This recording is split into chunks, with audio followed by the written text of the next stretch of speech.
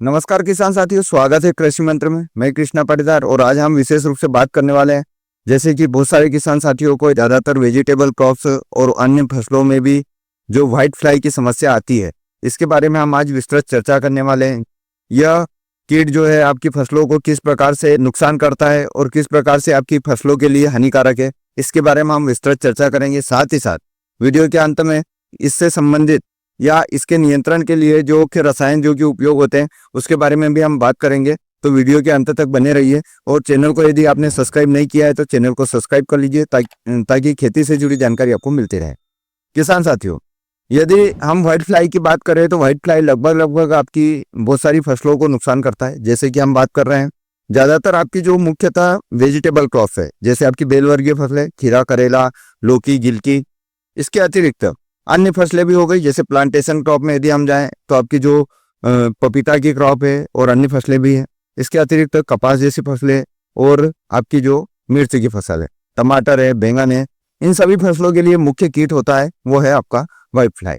अब white fly को ज़्यादातर लोग जानते हैं, इसके बारे में ज़्यादातर लोगों को जानकारी है। आप इसको जब भी देखते हैं, आपको पत्ते की निचली सतह पर आप जब भी देखेंगे व्हाइट फ्लाई का अटैक होने पर आपको निचली सतह पर सफ़ेद रंग के छोटे छोटे कीट आपको दिखाई देते हैं, जो कि आपको व्हाइट फ्लाई होता है। इसकी वैसे देखा जाए तो 3 अवस्थाएं होती है, अंडा अवस्था है, नींप अवस्था है और एडल्ट अवस्था है। अब इसके साथ में यदि हम बात करें तो अंडा अवस्था इसकी कोई नुकसान नहीं करती है, लेकिन इसकी जो नींप और एडल्ट अवस्था है वो बहुत ज़्यादा नुकसानदायक है।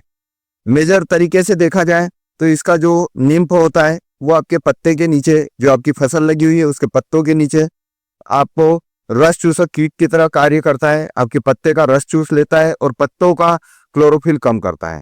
इससे आपकी फसलों में क्लोरोफिल डाउन हो जाता है और काफी हद तक आपके पत्तों में कर्लिंग आने लगती है।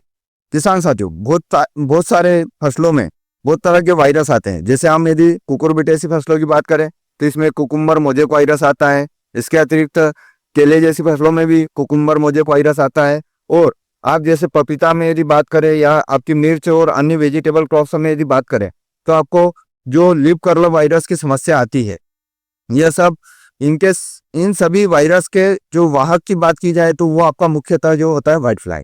मतलब कह सकते हैं कि यह मुख्यतः कीट होने के साथ साथ एक ऐसी बीमारी को आगे ले जाता है जो आपकी फसलों के लिए बहुत ही नुकसानदायक है। तो किसान साथियों, इस चीज से बचने के लिए या फिर हम कह सकते हैं कि व्हाइट फ्लाई से बचने के लिए एक नॉर्मल सी बात की जाए तो इसका प्रिवेंशन जरूरी है, इसकी रोकथाम जरूरी है। और रोकथाम के लिए यदि हम बात करें तो सबसे ज्यादा जरूरी होता है कि व्हाइट फ्लाई जब भी आपके यहाँ अटैक बढ़ रहा है तो आपको सबसे पहले नाइट्रोजनस फर्टिलाइजर्स को रोक देना है। नाइट्रोजन की अधिक मात्रा यदि आप उपयोग करेंगे अपनी फसलों में तो आपके यहाँ डेफिनेटली व्हाइट फ्लाई बढ़ेगा। तो सबसे ज्यादा जरूरी होता है कि आपको जहां तक हो सके नाइट्रोजनस फर्टिलाइजर की मात्रा कम कर देना है या नाइट्रोजनस फर्टिलाइजर आपको रोक देना है जो नाइट्रोजन बेस पे है। क्योंकि नाइट्रोजन फर्टिलाइजर देने के बाद में आपकी फसल में अचानक से हरापन बढ़ता है, उसका जो सॉफ्टनेस है वो बढ़ती है, मुलायम हो जाती है फसल और आपके यहाँ व्हाइट फ्लाई का अटैक बढ़ जाता है। तो किसान साथियों, व्हाइट फ्लाई के रोकथाम के लिए आपको सबसे ज्यादा जरूरी है आपको नाइट्रोजन फर्टिलाइजर की मात्रा को नियंत्रित करना है। इसके अतिरिक्त दूसरा जो कारण हो सकता है, यदि आपके यहाँ मौसम गर्म और नम बना हुआ है, मतलब आपके यहाँ यदि लगातार बारिश हो रही है और लगातार आपके यहाँ ह्यूमिडिटी बनी हुई है, उस स्थिति में आपके यहाँ व्हाइट फ्लाई बहुत तेजी से बढ़ता है। इसके अतिरिक्त जब भी आपके यहाँ बादल छाए रह रहे हैं या फिर आपके यहाँ मानसून आने की शुरुआत हो चुकी है, उस स्थिति में भी आपके यहाँ व्हाइट फ्लाई बढ़ता है। तो किसान साथियों, इससे बचने के लिए आपको विशेष रूप से इस मौसम में जब भी इस प्रकार का मौसम हो रहा है, आपको इसके लिए जो भी नियंत्रण है वो अपनाने चाहिए।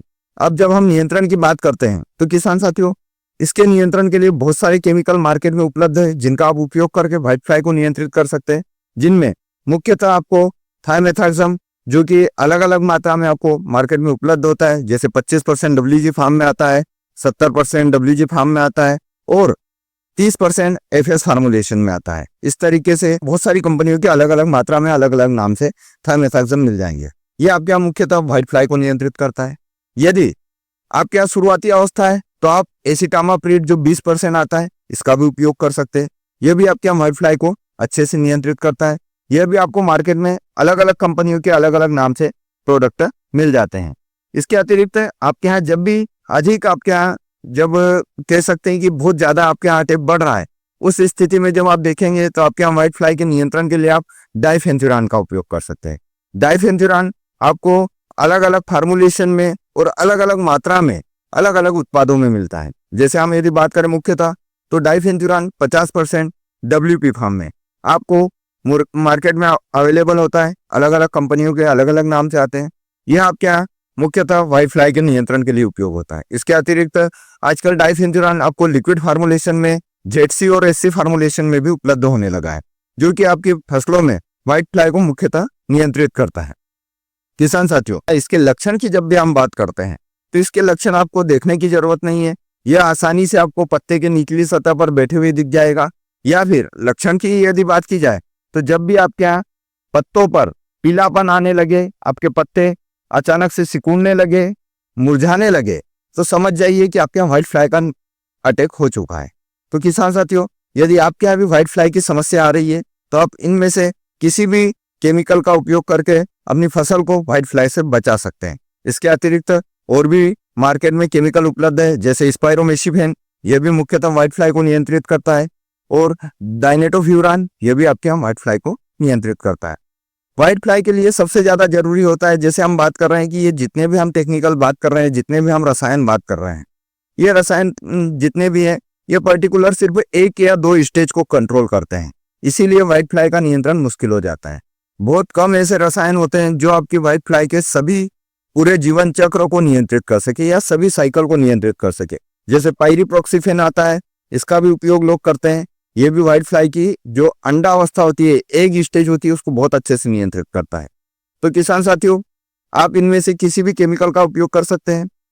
इन केमिकल या इन उत्पादों की यदि आप जानकारी चाहते हैं कि यह केमिकल किन उत्पाद में मिलेगा, कितनी मात्रा उपयोग करना है और कब कब उपयोग करना है, इसकी यदि आप जानकारी चाहते हैं तो आप हमारी कीटनाशक वाली जो प्लेलिस्ट बनी हुई है उसमें जाकर वीडियो देखिए। आपको बहुत सारे उत्पादों के और बहुत सारे प्रोडक्ट्स के वीडियो आपको मिल जाएंगे, जिसमें आपको उनकी सबकी जानकारी अलग अलग मिल जाएगी।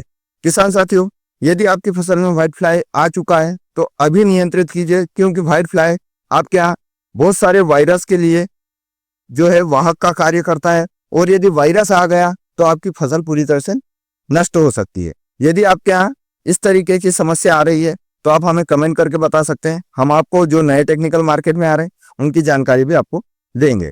यदि आपको वीडियो अच्छा लगे तो अपने अन्य किसान मित्रों के साथ शेयर कीजिए, और यदि आपकी फसल में किसी प्रकार से कोई समस्या आ रही है, आप उसका समाधान चाहते हैं, आप डिस्क्रिप्शन में जाइए, मोर व्हाट्सएप ग्रुप से जुड़िए, आपकी जो भी समस्या हमें भेज दीजिए, हम उसका उचित समाधान आपको देंगे। धन्यवाद।